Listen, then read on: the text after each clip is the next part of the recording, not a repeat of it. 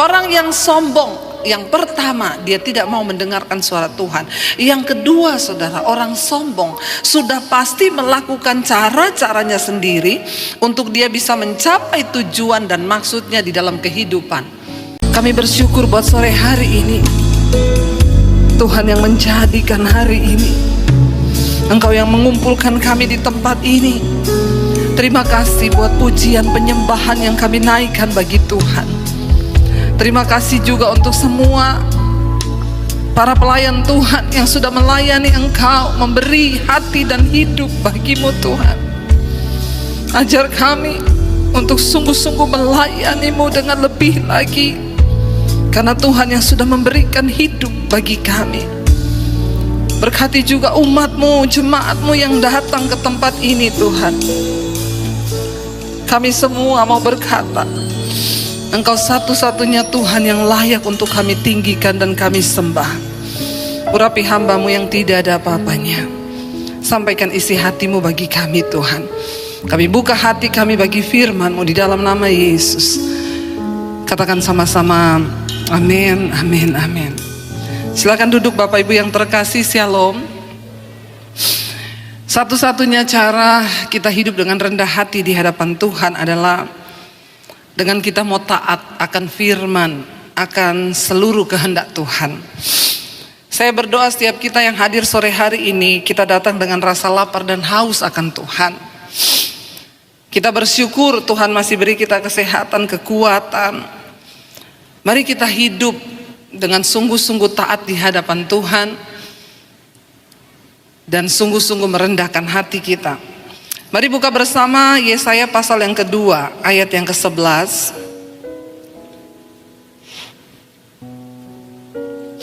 Yesaya pasal yang kedua, ayat yang ke-11, kita baca bersama 1, 2, 3.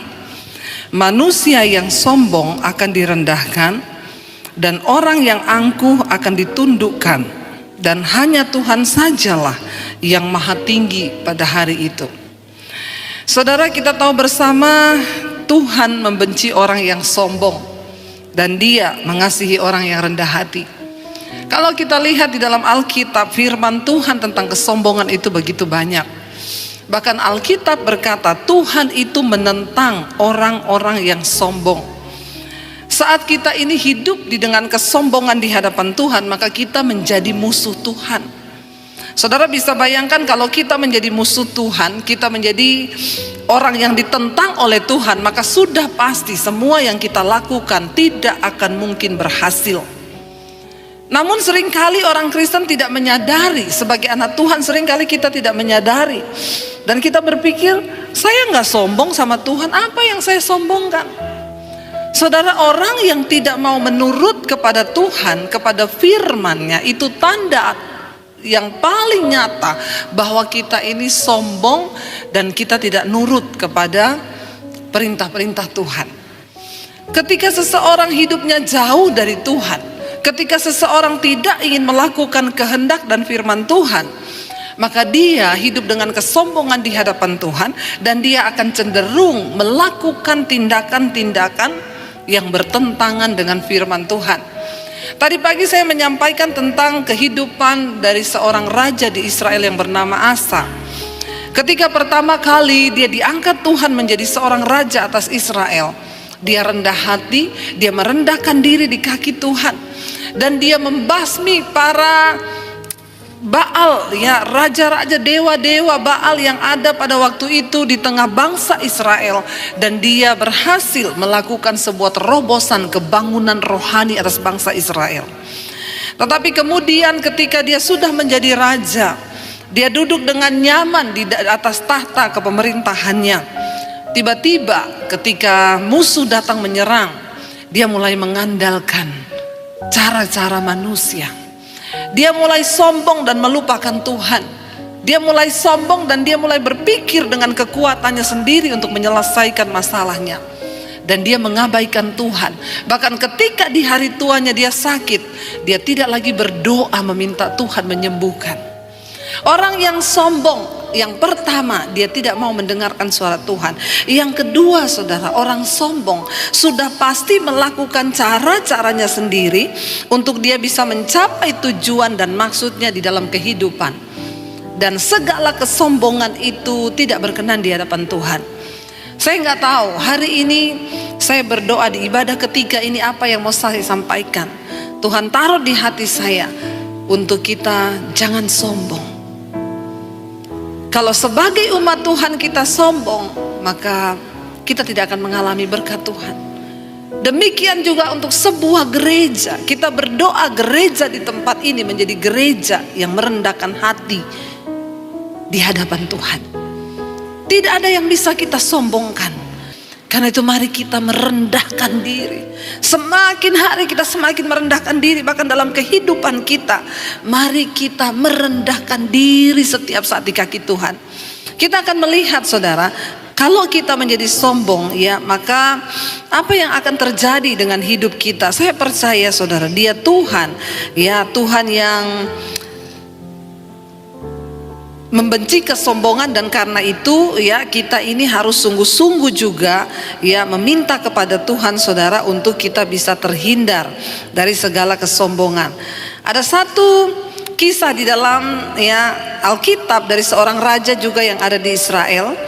Tapi raja ini jarang dibahas, saudara, karena memang, ya, dia tuh sombong dan dia memperoleh kemenangan karena kesombongannya. Mari kita lihat bersama. Kita buka di dalam 1 Raja-Raja pasal yang ke-16. Ya, 1 Raja-Raja pasal yang ke-16. Kita akan lihat bersama, saudara, bagaimana ayat yang ke-8. Kita baca mulai dari ayat yang ke-8. 1 Raja-Raja pasal 16 ayat yang ke-8. Dalam tahun ke-26 zaman Asa, Raja Yehuda, Ela anak Baesa menjadi raja atas Israel di Tirsa. Saudara, Baesa ini ketika itu Israel sebuah kerajaan yang utuh, ya, yang sering disebut dengan kerajaan Israel, ya, bersatu, lalu pecah menjadi dua, yaitu kerajaan utara dan kerajaan selatan. Kerajaan, ya, utara itu di bawah Baesa rajanya, yaitu Israel di Yerusalem, dan selatan itu di Yehuda, Asa sebagai rajanya. Ya, dan Baesa ini memiliki anak, saudara, yang namanya, ya, Ela, anak Baesa. Dia menjadi raja atas Israel di Tirsa. Ia memerintah 2 tahun lamanya. Ayat yang ke-9 kita lihat di sini, yang akan kita bahas adalah seorang raja yang bernama Zimri. Jarang dibahas kisah raja ini, bahkan mungkin saudara baru dengar ada, ya, raja Israel namanya Zimri. Zimri pegawainya yang menjadi panglima atas setengah dari pasukan kereta mengadakan persepakatan melawan dia. Dia ini orang yang sombong, dan karena dia sombong, dia jauh dari Tuhan. Dia ingin mengokohkan dirinya sendiri. Dan kadang-kadang orang sombong itu bisa memperoleh apa yang dia mau, karena dia gigih berjuang dengan kesombongannya. Tetapi apa yang didapat dengan kesombongan itu pasti akan runtuh cepat atau lambat. Ya, lalu di sana dikatakan Zimri pegawainya yang memimpin panglima, yang menjadi panglima atas setengah dari pasukan kereta, mengadakan persepakatan melawan dia.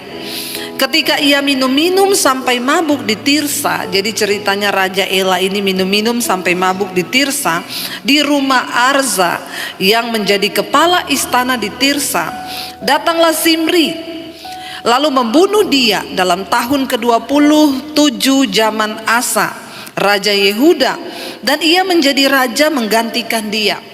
Perhatikan, saudara, Zimri membunuh Ela sebagai raja di negara bagian yang ada di Tirsa. Ketika dia membunuh Ela, saudara, ketika dia sedang mabuk minum, lalu dibunuh oleh Zimri, dan akhirnya Zimri melantik dirinya sendiri menjadi raja atas Israel. Ingat, kesombongan dapat memicu seseorang untuk mendapatkan apa yang dia mau, dan memang kelihatannya tercapai. Tapi ingat, Tuhan menentang orang yang sombong. Lalu akhirnya Zimri mengangkat dirinya menjadi raja. di Tirsa, saudara ya. Ayat yang ke-10 dikatakan, datanglah Simri lalu membunuh dia dalam tahun ke-20 zaman Asa Raja Yehuda, dan ia menjadi raja menggantikan dia. Ayat 11. Pada waktu ia menjadi raja itu, segera sesudah ia duduk di atas tahtanya, ia membunuh seluruh keluarga Baesa. Seluruh keluarga ayahnya Raja Ela, yaitu Baesa, dibunuh mati sama Simri ini ketika dia menjadi raja. Ya, dia bunuh semua keluarganya supaya tidak ada yang tersisa, saudara. Dikatakan di sana, pada waktu ia menjadi raja itu, segera sesudah ia duduk di atas tahtanya, ia membunuh seluruh keluarga Baesa. Tidak ada seorang pun laki-laki pun yang tersisa daripadanya yang ditinggalkannya hidup. Juga kaumnya dan teman-temannya semua dibunuh. Yang dianggap berkomplot dengan Raja Baesa dan Ela, teman-temannya, anaknya laki-laki, keluarganya dibantai habis oleh Simri. Kenapa? Karena kesombongan dia ingin menjadi raja, saudara. Ayat 12, demikianlah Simri memunahkan seluruh keluarga Baesa sesuai dengan firman Tuhan yang diucapkannya kepada Baesa dengan perantaraan Nabi Yehu. Ya, memang sudah dinubuatkan ya bahwa Baesa, karena dia juga jahat, raja ini jahat sehingga anaknya juga Ela mabuk-mabukan, maka keluarga ini akan ditumpas oleh Tuhan. Tidak ada satupun orang yang berdosa yang akan luput dari penghukuman. Lalu kita lihat, saudara, akhirnya Simri mendapatkan apa yang dia mau. Ya, dia menjadi raja, tetapi kemudian kita lihat ayat yang ke-15. Kita lompat ayat yang ke-15. Dalam tahun ke-27 zaman Asa Raja Yehuda, Simri menjadi raja. Dikatakan di sana ia memerintah berapa hari, saudara? 7 hari lamanya, nggak bicara tahun. Ia memerintah baru 7 hari lamanya di Tirsa, menggantikan raja yang dia bunuh tadi. Sedang rakyat berkemah mengepung Gibeton yang termasuk wilayah orang Filistin. Ya, ayat 16, setelah rakyat mengepung Gibeton yang termasuk, setelah rakyat yang berkemah itu mendengar orang mengatakan Simri telah mengadakan persepakatan dan ia pun telah membunuh raja. Rakyat dengar, ternyata Simri sudah bersepakat dan dia membunuh Raja Ela, dan sekarang rakyat dengar orang berkata dia sudah melantik dirinya menjadi raja. Lalu rakyat marah, saudara. Mereka ingin membalas dendam kepada Simri sebagai apa yang sudah dia lakukan. Ya, dan ia pun telah membunuh raja. Maka pada hari itu juga di tempat perkemahan seluruh Israel menobatkan Omri, panglima tentara, menjadi raja atas Israel. Karena mereka mendengar raja sudah mati dan Simri sudah mengangkat dirinya menjadi raja dengan kesombongannya, akhirnya rakyat mengangkat Omri. Omri adalah panglima tentara, diangkat menjadi raja atas Israel. 17, kemudian Omri dengan seluruh Israel maju dari Gibeton dan mereka mengepung Tirsa. Ayat yang ke-18, segera sesudah Simri melihat bahwa kota itu telah diserebut, masuklah ia ke dalam puri istana raja. Ia membakar istana raja itu sedang ia sendiri ada di dalamnya dan ia mati. Buah apa yang diterima Simri dari dosa kesombongan yang sudah dia lakukan? Kesombongan dapat memicu seseorang untuk menghalalkan segala cara memperoleh apa yang dia mau di dalam hidupnya, sehingga tidak tanggung-tanggung terjadilah pembunuhan. Hati-hati, saudara. Orang yang sombong itu diawali dengan apa?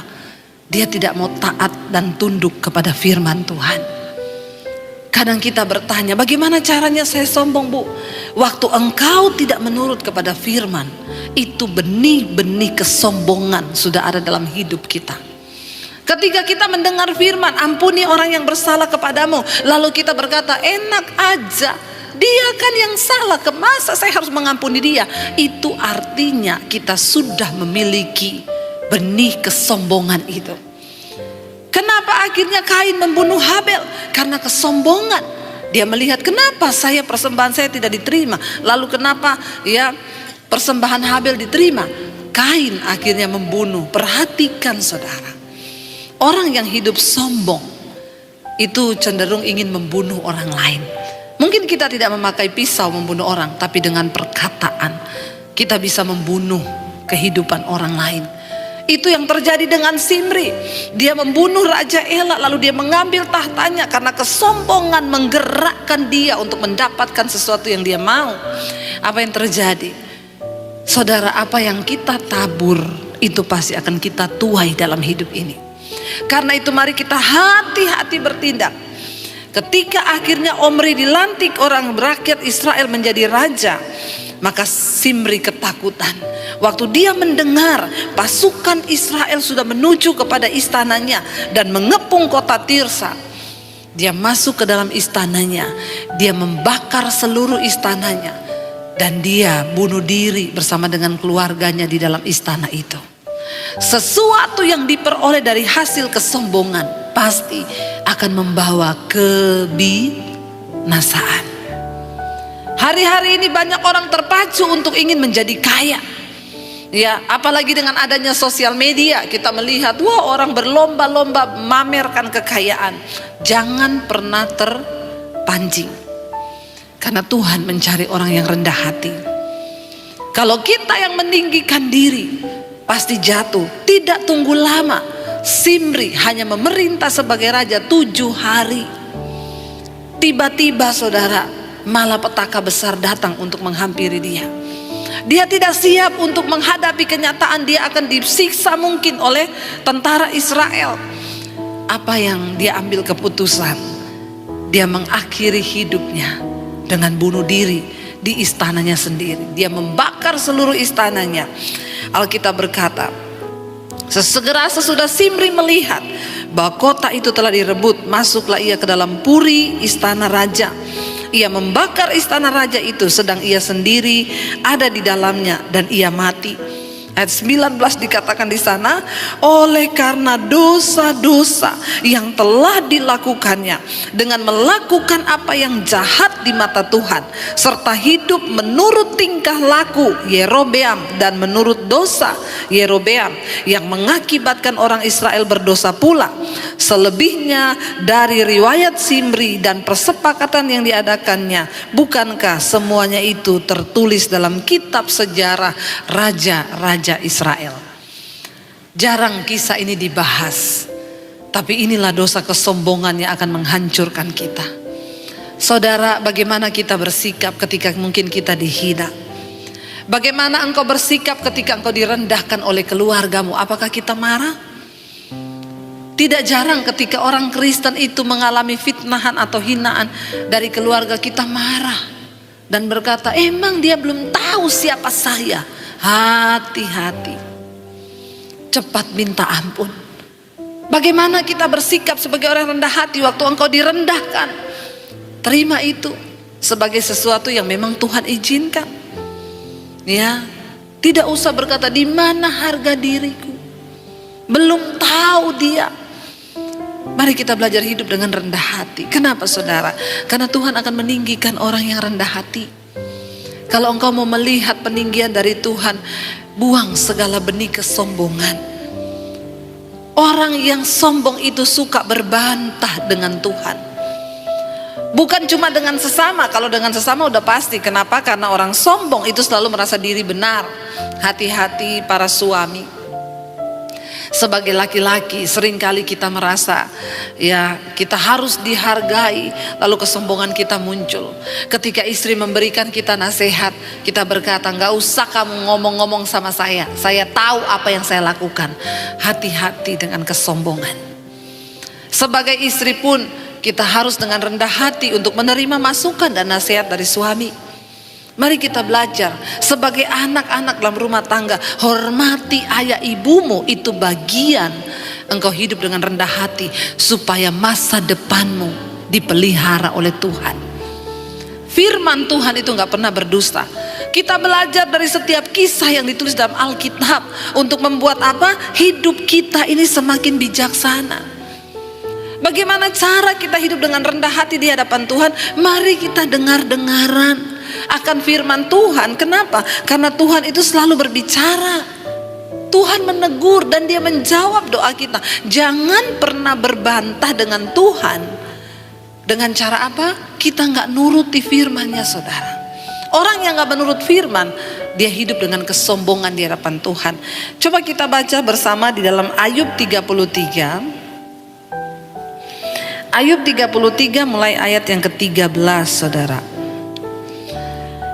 Ayub 33 ayat yang ke-13 kita baca bersama. Di sana firman Tuhan berkata, "Mengapa engkau berbantah dengan dia?" Ya, kenapa manusia berbantah dengan Tuhan? Bahwa dia tidak menjawab segala perkataanmu. Seringkali ketika doa-doa kita belum dijawab, kita berkata, "Tuhan, kenapa engkau gak jawab-jawab?" Saya seringkali menerima orang konseling, "Bu, saya ini sudah berdoa loh puluhan tahun, kenapa Tuhan gak jawab doa saya?" Hati-hati, ya, hati-hati dengan ucapan mulut kita. Jangan sampai kita menjadi orang yang sombong di hadapan Tuhan dengan berbantah dengan Tuhan. Dikatakan di sana ayat 14, saudara, ya, Ayub 33 ayat 14.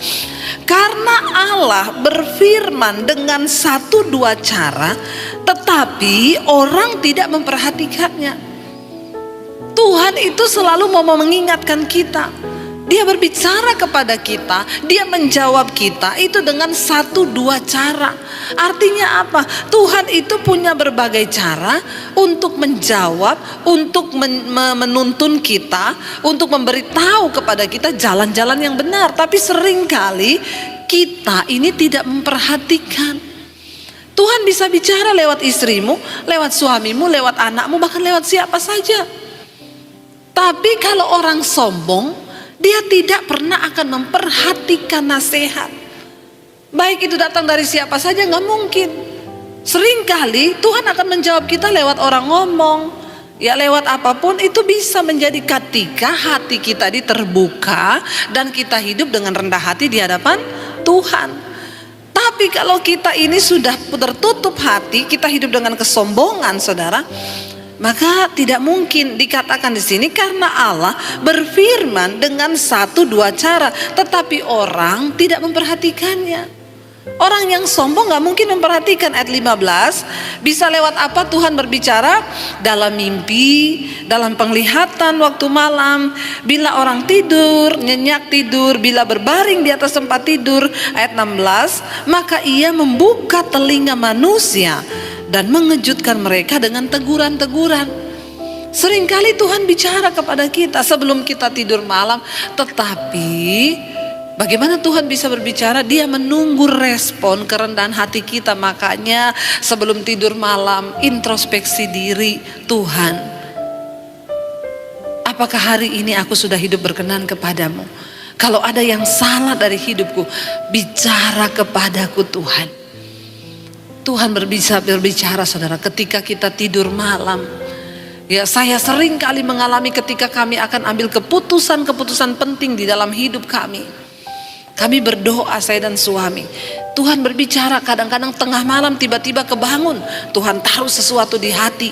Saat kita tidur nyenyak, kebangun. Satu kali saya dan suami minta sebuah peneguhan. Jam 2 malam kami berdua sama-sama kebangun. Suami saya bilang, "Say, besok itu nanti kita ambil keputusan gini-gini." Saya bilang, "Iya, saya juga dapat yang sama." Jam 2 malam, lagi tidur nyenyak, kebangun tiba-tiba Tuhan berbicara. Kenapa kita bisa mendengar dan mengalami tuntunan Tuhan yang seperti itu? Lalu benar kita terhindar dari sebuah keputusan yang besar yang akan kita ambil. Tuhan menuntun asal kita mau dengan rendah hati berkata. Saat keputusan itu akan kami buat, kami berdua berdoa setiap hari gandeng tangan. Tuhan, kami sepakat, kalau ini bukan kehendak-Mu, jauhkan. Tuntun kami Tuhan, apa yang harus kami lakukan. 2 hari, 3 hari mendekati, selama beberapa hari kami terus berdoa. Kami merendahkan hati Tuhan, memohon petunjuk-Mu untuk keputusan yang akan kami buat. Dan benar, besok keputusan itu mau diambil. Jam 2 malam suami saya tiba-tiba kebangun, saya pun tiba-tiba kebangun. Dan kita malam itu langsung ngomong, "Say, Tuhan tuh bicara gini. Iya, besok kita minta kesepakatan sesuai tuntunan Tuhan."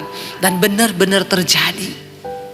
Saudara, Tuhan bisa berbicara asalkan kita dengan rendah hati. Masalahnya, kenapa kita gak pernah dapat tuntunan Tuhan? Kita tuh berjalan dengan pikiran kita sendiri, Alkitab bilang terkutuklah orang yang mengandalkan kepintarannya. Tuhan yang tahu masa depan kita, Tuhan yang tahu keputusan yang akan kita buat, Tuhan yang tahu apa yang akan kita ambil, Tuhan bahkan yang tahu segala sesuatu sebelum itu terjadi. Karena itu perlu ingat saudara, Tuhan pegang blueprint, perencanaan hidup kita itu ada di tangannya. Kenapa kita harus cari Tuhan? Kenapa kita harus merendahkan diri? Karena Dia yang pegang buku kehidupan kita. Bahkan kematian kita itu Tuhan tahu. Kita nggak tahu apa-apa. Makanya kita perlu mendekatkan diri kepada Tuhan. Di sana dikatakan Tuhan bisa berbicara dengan 1-2 cara. Allah berfirman dalam mimpi, dalam penglihatan, waktu malam, bila orang tidur nyenyak, bila dalam pembaringan di atas tempat tidur, maka Ia membuka telinga manusia dan mengejutkan mereka dengan teguran-teguran. Yes, saya sering mengalami. Tuhan mengajari kamu itu gini.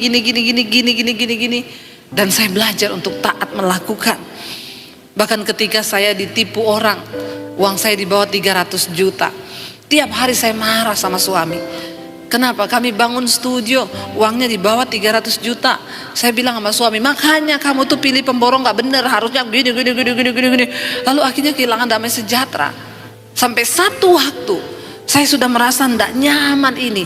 Roh Kudus sudah tidak nyaman. Tiap hari saya emosi mengingat itu. Karena 300 juta saudara, lumayan kan bisa buat beli kerupuk dimakan satu RT. Tapi tiba-tiba satu malam saya bertanya, Tuhan, kenapa ini terjadi? Kenapa Engkau izinkan Tuhan? Ini uang untuk bangun studio kami, untuk bisa pelayanan di YouTube. Tiba-tiba Tuhan tuh bicara, lepaskan pengampunan. Kenapa aku izinkan engkau mengalami? Kamu kan sering konseling orang kalau datang, Bu saya ditipu orang berapa? 5M. Lupakan aja, uang gampang dicari, tapi damai sejahtera itu susah didapat. Sekarang kamu mengalami, kamu bisa gak melakukan apa yang kamu katakan? Waduh berat saudara. Tuhan berat. Tapi Tuhan bilang gak ada pilihan, taat lakukan. Saya berdoa hari itu, saya menangis, ampuni saya Tuhan, jagai hatiku Tuhan, supaya aku bisa melepaskan pengampunan. Aku mau menjadi pelaku firman-Mu. Lalu Roh Kudus mulai tuntun, sekarang kamu SMS orang itu, kamu bilang bahwa kamu melepaskan pengampunan. Saya ambil HP, saya SMS orangnya, saya tadinya kepahitan sama kamu, saya jengkel sama kamu, saya marah sama kamu, terkutuk kamu. Tapi hari ini Tuhan tegur saya lepaskan pengampunan buat kamu. Enggak sampai di situ, sudah mau selesai, saya mau kirim, Roh Kudus ngomong tulis. Dan mulai hari ini saya tidak akan tagih uang itu. Saya bilang, kalau itu tunggu dulu Tuhan. Lumayan 300 juta. Roh Kudus ngomong tulis itu. Ngomong tulis sekarang. Dengan berat hati. Tapi saya mau merendahkan diri. Saya tulis, dan mulai sekarang bergetar tangan saya. Dan mulai sekarang, stop dulu. Tarik napas. Ada harga yang harus dibayar. Waktu kita mau merendahkan hati, mendengarkan suara Tuhan. Saya tulis, dan mulai hari ini saya tidak akan tanya kamu pertanggungan jawab. Karena tiap hari saya, mana pertanggungan jawab? Dia balas, notanya belum kekumpul, banyak yang hilang. Saya balas, besok saya tunggu. Besok seperti itu, damai sejahtera hilang. Waduh semuanya saudara. Tapi akhirnya saya mau belajar taat. Saya bilang, mulai sekarang saya tidak akan tanya lagi uang itu. Itu urusan kamu dengan Tuhan. Tapi satu nasihat saya, bertobat. Dah, besok pagi bangun iblis ngomong, tanya uangnya. Waduh daging itu saudara, daging. Saya bilang enggak, dalam nama Yesus. Enggak, dalam nama Yesus. Akhirnya saya hapus aja kontaknya, biar saya tidak terpengaruh untuk nanya-nanya. 1 minggu kemudian saya dapat berkat, ada orang ngasih saya mobil baru. yang harusnya itu keluar dari uang saya sendiri, tapi orang kasih. Berapa minggu kemudian ada orang memberkati untuk pembangunan studio kami. Apa yang tidak pernah kita pikirkan. Coba kalau saya marah-marah terus, saya nggak mau dengar apa yang Tuhan ngomong. Kalau saya nggak taat, nggak merendahkan hati untuk melakukan firman Tuhan, saya berbantah dengan Tuhan. Saya bilang, nggak Tuhan, berat Tuhan, saya nggak mau, saya akan tagih terus. Karena ada teman saya yang ngomong, butuh jasa penagih nggak? Dia bilang, nggak dosa Bu, kita nagih utang nggak dosa. Sudah mau tergiur saya, tapi saya ingat Tuhan bilang jangan. Setelah saya lepaskan pengampunan, berkat Tuhan mengalir, saudara. Tepuk tangan buat Tuhan. Saudara, jadilah orang yang rendah hati di hadapan Tuhan. Jangan suka berbantah dengan Tuhan.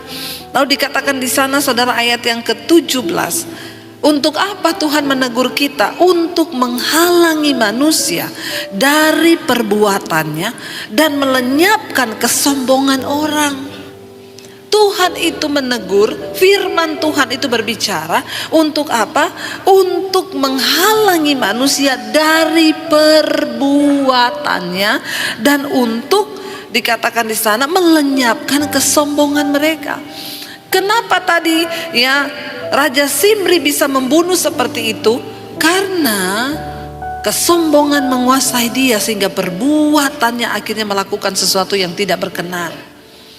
Tekan setiap kesombonganmu. Juga buat bapak-bapak, seringkali bapak-bapak itu dipimpin logika. Kesombongannya terlalu tinggi. Dalam bisnis engkau membuat perhitungan dan engkau pikir ini sudah benar, ini perhitungan saya. Diberkatilah orang yang merendahkan hatinya di hadapan Tuhan. Diberkatilah orang yang rendah hati, tetapi terkutuk orang yang tinggi hati. Untuk melenyapkan kesombongan orang, ayat 18, untuk menahan nyawanya daripada liang kubur dan hidupnya daripada maut oleh lembing. Dengan penderitaan ia ditegur di tempat tidurnya dan berkobar terus-menerus bentrokan dalam tulang-tulangnya. Saudara, seringkali Tuhan menegur lewat sakit penyakit. Bisa jadi itu teguran Tuhan. Tuhan berbicara lewat sakit penyakit. Di tempat tidur orang terbaring. Sadar saudara, jangan terus hidup dengan kesombongan. Orang-orang yang gak mau terima kebenaran dikatakan jangan merokok. Jawabannya apa? Saya ini kalau merokok malah mati loh Bu. Ada orang Kristen yang seperti itu. Kalau engkau mau lihat Tuhan pelihara hidupmu hari-hari ini, mari taat kepada firman-Nya. Mari tundukkan hati kita kepada Tuhan. Kita lihat 1 Samuel pasal yang kedua ayat yang ke-10. 1 Samuel pasal yang kedua ayat yang ke-10, firman Tuhan berkata di sana, orang yang berbantah dengan Tuhan akan dihancurkan. Atas mereka ia mengguntur dari langit. Tuhan mengadili bumi sampai ke ujung-ujungnya. Ia memberi kekuatan kepada raja yang diangkatnya dan meninggikan tanduk kekuatan orang yang diurapinya. Daripada kita jadi orang yang melawan Tuhan dan dilawan Tuhan, berbantah dengan Tuhan, lebih baik kita menjadi orang yang diurapi dan diangkat tinggi oleh Tuhan. Orang yang rendah hati akan diangkat tinggi Tuhan, saudara. Karena itu saya berdoa, biarlah segala kesombongan kita dihancurkan Tuhan. Ya, kita baca satu ayat lagi, Yesaya 45, sambil saya undang para imam musik maju ke depan. Yesaya 45 ayat yang ke-9. Baca bersama, firman Tuhan berkata 1, 2, 3. Celakalah orang yang berbantah dengan pembentuknya. Dia tidak lain dari beling periuk saja. Adakah tanah liat berkata kepada pembentuknya, apakah yang kau buat? Atau yang telah dibuatnya, engkau tidak punya tangan. Waktu kita hidup dalam kesombongan dan tidak mau taat kepada Tuhan, kepada firman-Nya, itu artinya kita berbantah dengan Tuhan. Firman ini berkata, celaka orang yang berbantah dengan pembentuknya. Kita ini hanya tanah liat. Kita ini hanya hembusan nafas. Sekali Tuhan bilang napas kita berhenti hari ini, berhenti saudara. Kenapa Tuhan masih beri kita kesempatan hidup? Supaya kita punya waktu untuk bertobat. supaya kita bisa belajar hidup rendah hati di hadapan Tuhan, supaya kita banyak introspeksi diri hari-hari ini. Ingat, kita ini hanya tanah liat. Celakalah orang yang berbantah dengan pembentuknya. Dia tidak lain dari beling periuk saja. Di mana ada periuk yang membantah pembuatnya dan berkata, kamu bikin apa saya?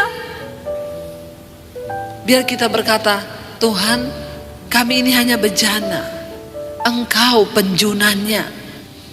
Kami mau taat kepadamu. Kami mau merendahkan diri di hadapan-Mu Tuhan. Waktu kita merendahkan diri, percayalah saudara, ketika engkau angkat tangan, maka Tuhan akan turun tangan atas hidupmu. Dia tidak pernah menahan kebaikannya terhadap orang-orang yang hidup takut akan Dia. Mari tundukkan kepala di hadapan hadirat Tuhan. Engkau yang melihat hati dan hidup kami. Kalau hari ini masih ada kesombongan-kesombongan di dalam hidup kami, yang seolah-olah kami tidak butuh Tuhan dalam hidup ini, Tuhan, kami mau buang semua itu. Kami tidak ingin mencapai semua tujuan kami dengan kesombongan kami, tapi kami mau merendahkan diri di hadapan Tuhan. Sebagai suami, ajar kami untuk bergantung penuh kepada Tuhan, mengandalkan Tuhan, membutuhkan hikmat-Mu dalam segala jalan kami. Demikian juga istri dan anak-anak. Tuntun rumah tangga kami Tuhan, bawa hidup kami untuk melakukan yang Tuhan mau. Kami rendahkan diri, rendahkan hati hari ini.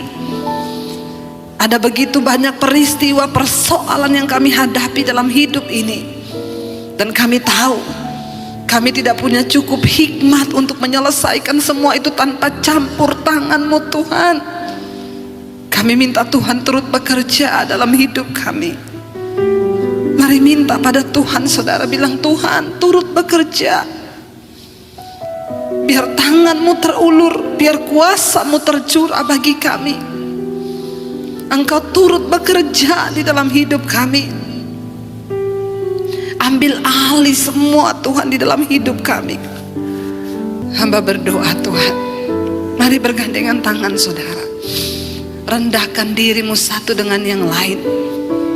Suami istri, ketika engkau hidup saling merendahkan hati, tunduk pada Tuhan, maka berkat-berkat Tuhan tercurah atas rumah tanggamu, atas anak-anakmu.